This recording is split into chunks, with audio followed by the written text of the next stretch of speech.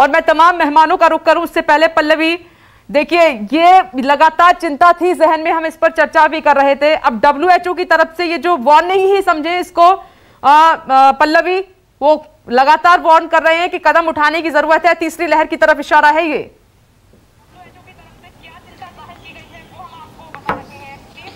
जाहिर तौर पर देखिए WHO की चीफ साइंटिस्ट हैं सौम्या विश्वनाथन, और सबसे बड़ी बात यह है कि वो ICMR की DG भी रही हैं, तो भारत के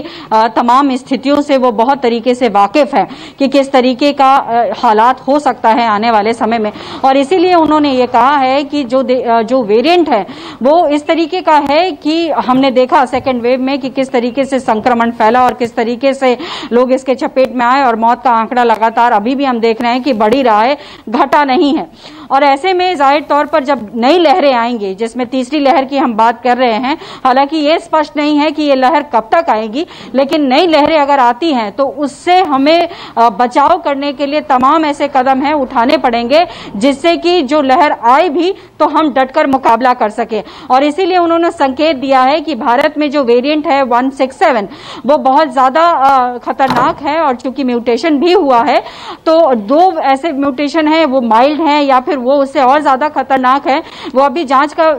चल रही है। लेकिन अगर मान लीजिए कि वो खतरनाक होता है तो इसके लिए सरकार को पहले से ही तमाम कदम उठाने पड़ेंगे, जिसमें सबसे मुख्य कदम यही है कि जो वैक्सीनेशन ड्राइव है उसको बहुत और ज्यादा गति देनी पड़ेगी, क्योंकि WHO ने ये माना है कि अभी तक जो भी